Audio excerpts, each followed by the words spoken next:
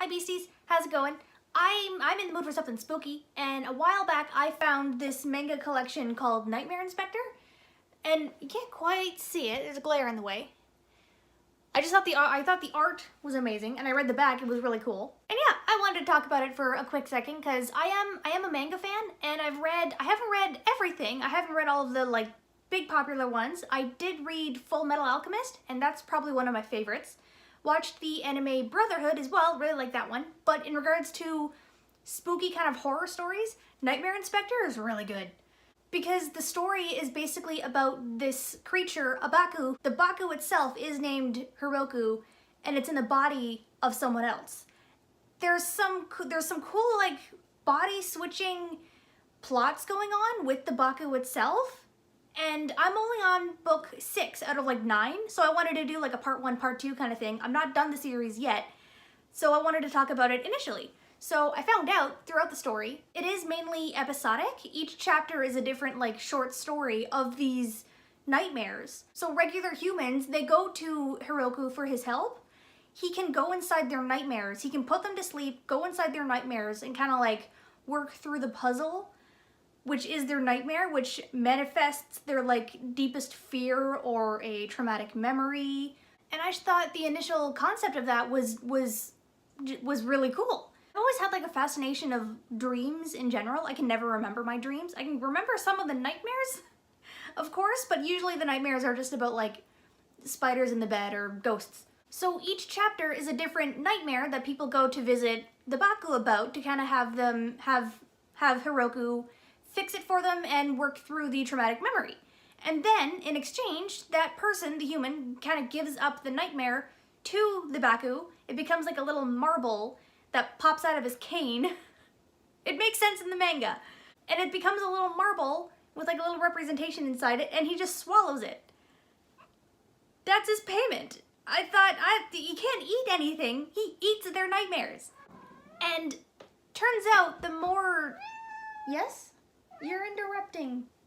Are you good? And the short stories, that's not all there is either. It's not just the episodic short stories. There's a through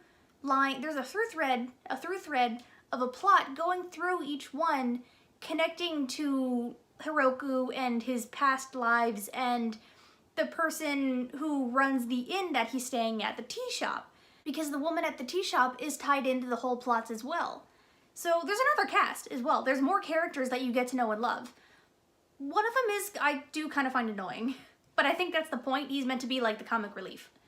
So there's this secret little plot thread in the beginning, and you don't get all of the pieces right away. It starts with the little stories, but then every now and then it just drops this hint that Hiroku doesn't have all of his memories. This woman's brother is missing. It's been mentioning an earthquake a couple of times that happened 2 years prior in the timeline.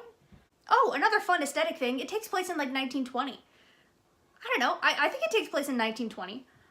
So yeah, there's little hints being brought up, and in the latest one that I read, the 6th book, I'm not gonna give away spoilers, but there's been a few good reveals lately.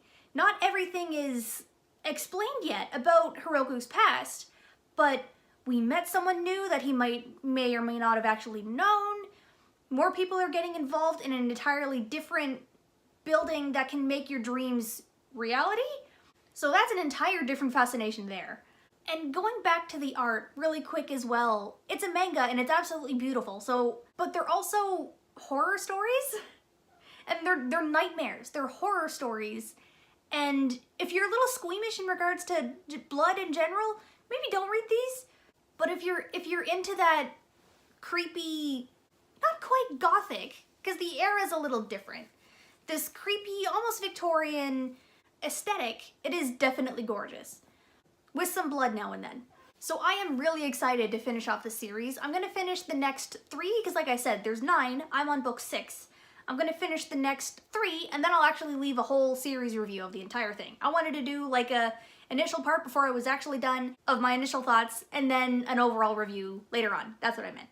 So yeah, that's a quick little, not quite review, but a little current reading wrap-up kind of thing that I'm doing. So yeah, if you have any ideas of other mangas in this sort of horror aesthetic, or even just any kind of like creepy horror mangas anyway, let me know, because I would definitely love to pick them up. I have read the beginning of Black Butler, so yeah, feel free to subscribe if you're enjoying these videos. And I do post every Tuesday and Friday, so I will see you guys later. Bye.